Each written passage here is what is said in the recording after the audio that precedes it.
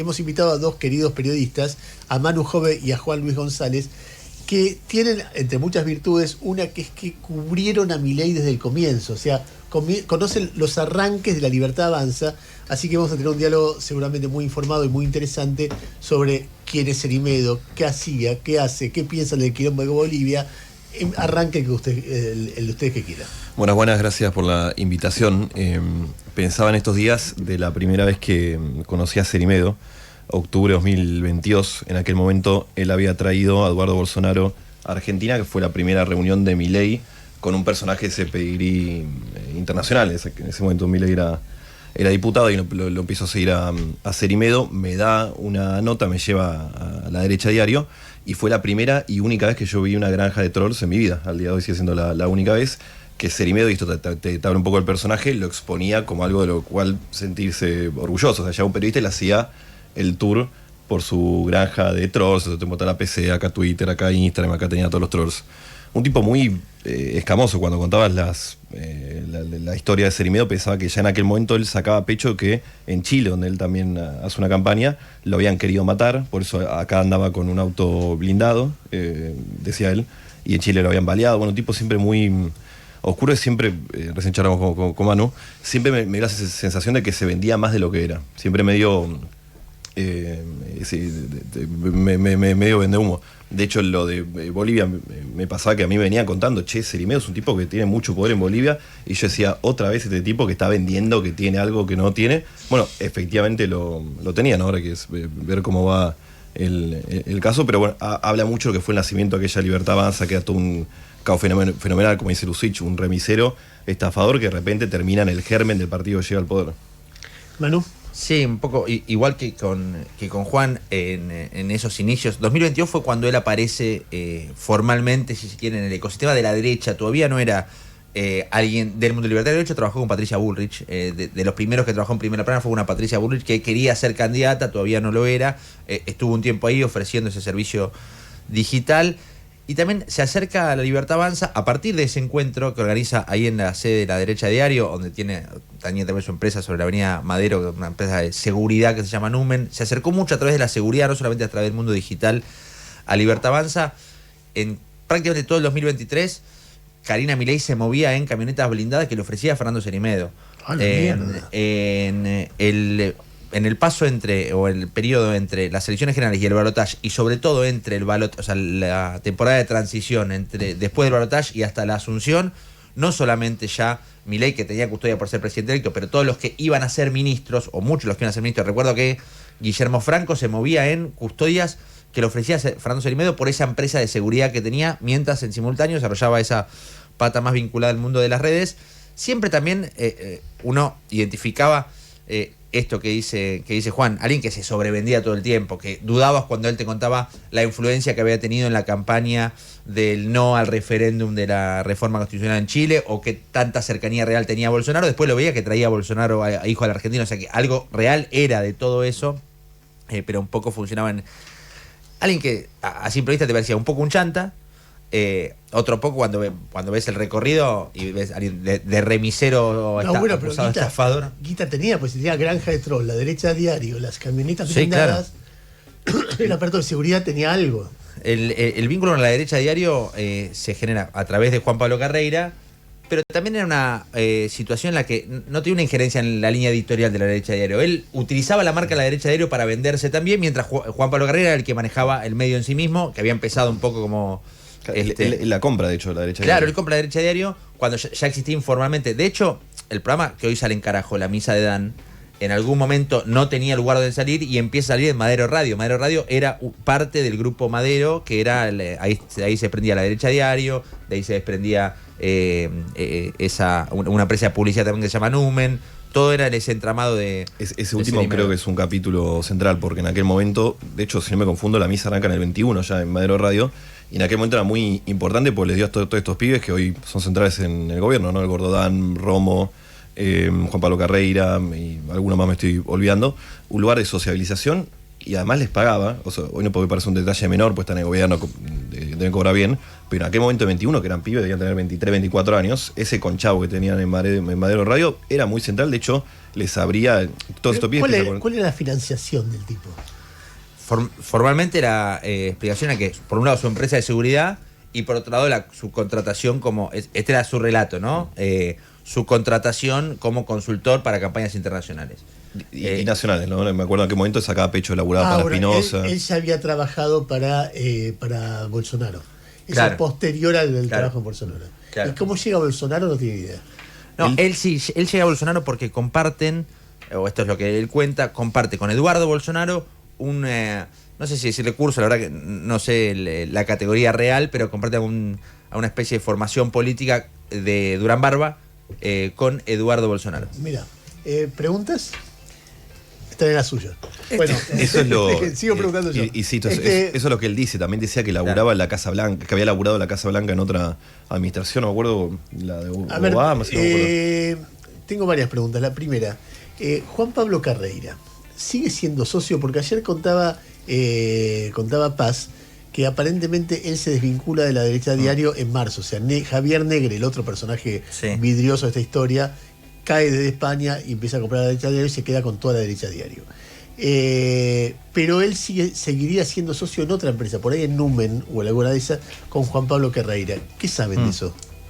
Efectivamente, originalmente la Derecha Diario era de Natalia Basil, la que después fue funcionaria, la mujer de Cerimedo, todavía mujer de Cerimedo en Argentina, se casaron en 2022. Que fue funcionaria de Andis. Que fue funcionaria de Andis. Circulaba por estas horas un tuit del Gordo Dan contando que estaba en la fiesta de casamiento en 2022, enero del 22 creo que era. De hecho se entera de todo esto cuando estalla. Yo se lo paso. Claro. La Derecha Diario formalmente, o Madero Group, que incluía Madero Radio y la Derecha Diario, los socios eran Juan Pablo Carreira y Natalia Bassi, la que después fue funcionaria de Andis y se fue antes de que estalle el escándalo con Spagnuolo. Pero una segunda empresa se llama Numen, era la empresa de Fernando Cerimedo, que era la que al mismo tiempo vendía la publicidad, o sea, formalmente operaba en Argentina para la Derecha Diario. La parte de Juan Doe es la que se vende a Negre. Negre compra la parte de Juan Doe y después finalmente incorpora también las acciones de Natalia Bassi. Lo que se queda Fernando Cerimedo es la posibilidad de comercializar la Derecha Diario solo en Argentina. Claro. O sea, es dueño del 49% de esa empresa en Argentina, pero no de la regionalización de la Derecha Diario porque se fue expandiendo en los Pero distintos sigue países. siendo dueño de una parte de la Derecha Argentina, Diario. sí. Y eso es la relación con Negre. Pero la relación con Carreira, o Carreira, no sé cómo se llama, actualmente, ¿cuál es? Bueno, por lo que pregunté, no hablan desde el 2024, cuando se desprende Juan Pablo Carreira de La Derecha Diario. la Derecha Diario. También porque Cerimedo queda corrido. Del 2025 para acá, Cerimedo es mala palabra en el ecosistema libertario porque Karina Milei y su entorno siempre creyeron que fue él quien grabó a Diego Spagnuolo y los audios, más allá de quién lo distribuyó. Siempre tuvo una sospecha alrededor de Santiago Caputo, Karina Milei, pero sobre la distribución eventualmente. Lo que siempre creyeron es que Cerimedo fue el que grabó. La charla esa que tuvo Spagnuolo la tuvo con Cerimedo, es lo que cree Karina y su entorno. Tiene un sentido porque tenían un diálogo permanente respecto a qué pasaba en la Andis en su momento. Cerimedo, a través de su esposa, operaba en la Agencia Nacional de Discapacidad. Yo se lo pregunté esto a Cerimedo en algún momento y su argumento, él recordá que declaró en la causa Andis y él lo que cuenta ante la justicia es cierto que todo eso que dice Cerimedo, que dice Spagnuolo en los audios, él lo venía diciendo. No me consta que sea así, dice Spagnuolo, pero él lo venía repitiendo por todos lados. Lo que Cerimedo dice como forma de exculparse de haber grabado los audios es: yo sabía todo eso, no necesitaba que me lo contara Spagnuolo. Un punto puede llegar a tener. Bueno, pero de cualquier manera, al decir eso, ya eso es motivo para que Karina se enoje, porque está diciendo, claro, está lo que dice le Spagnuolo, da veracidad. En los audios me lo decía a mí, con lo cual es cierto que Karina cobraba una coima. Es lo que dice también Spagnuolo, y esto es llamativo, porque del minuto 1 que estalla el escándalo, Spagnuolo en off decía, fue Cerimedo el que me grabó. Que la agrega, digo, después, más allá de lo que pensaba Karina cuando estalla todo ¿Y por qué eso. Cerimedo haría eso? ¿Por orden de Santiago Caputo para voltear a Karina? Cerimedo Porque es eso cerimedista, parece muy es un tipo- audaz. O Sí. puede ser que esté loco, ¿no? Una teoría es que todo eso de cuentas Spagnuolo se graba todavía con Natalia Bassil adentro de la Agencia Nacional de Discapacidad. Quedó muy desdibujado, pero recuerdan aquellos días en los que Adorni mostraba la radiografía de PR y cosas por el estilo en las conferencias de prensa. Bueno, los que después salían como voceros a contar todo ese recorte, toda esa poda en la Agencia de Discapacidad, era por un lado Cerimedo y por otro lado Natalia Bassil, que sus primeras y únicas apariciones públicas son por ese tema. Bueno, La versión es, Cerimedo quería más poder para su esposa, por lo tanto para él, en definitiva, lo que él controlaba indirectamente en la agencia de discapacidad, y lo graba con ese fin, digamos, como para extorsionar o jugar con eso. Es de vuelta una teoría no confirmada. Dato chiquito, pero importante. Ustedes decían, contaban que circuló un tuit donde el Gordo Dan contaba que había estado en la boda de Cerimedo. Sí, está el tuit de la boda. Sí, o sea, la relación era muy directa con todo ese grupo, con la pandilla de... En aquel momento sí. Doe, Dan, todos esos. O sea, temas de que no hablan.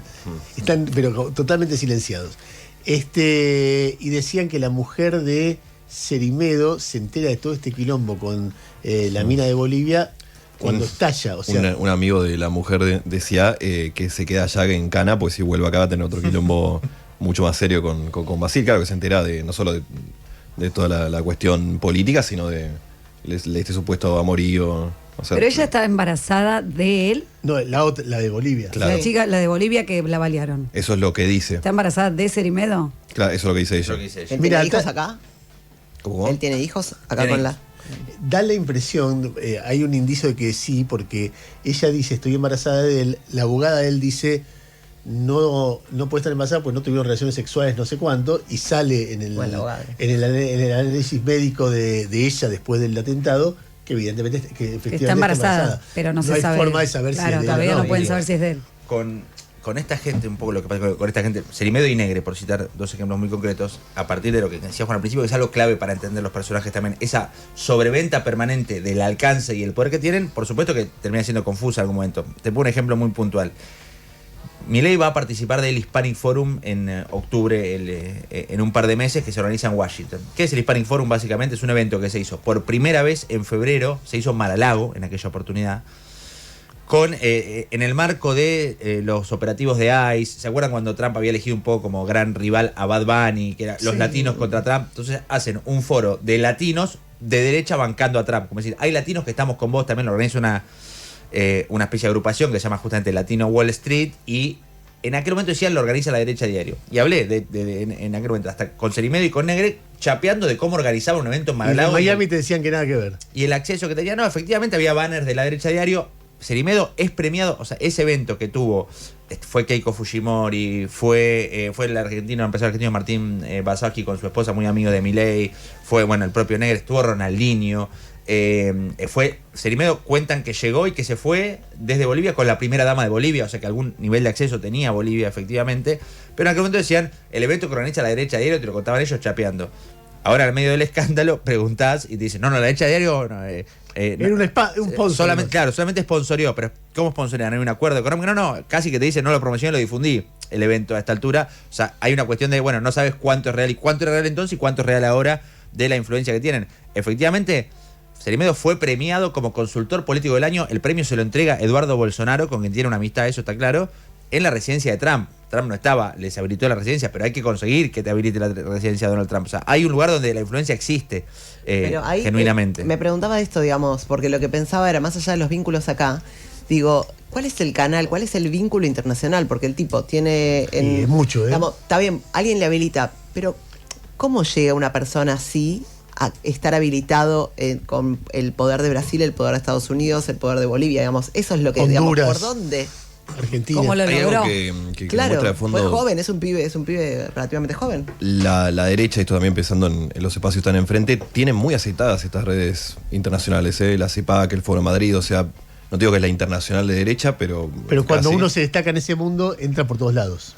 Exacto, y está muy bien organizado, y también tienen, piense que a Milei, las primeras CIPAC que lo invita, el primer Foro Madrid es en el 22, cuando era solo un diputado. O sea, hay una cosa también de pensar a futuro. Después, por eso ves que tienen 4 o 5 líneas que repiten todo con las diferencias que tienen. Bueno, hay una estructura internacional muy armada. Es muy tentador agarrarte del caso de Cerimedo para decir, fíjense los lúmpenes que están en el poder.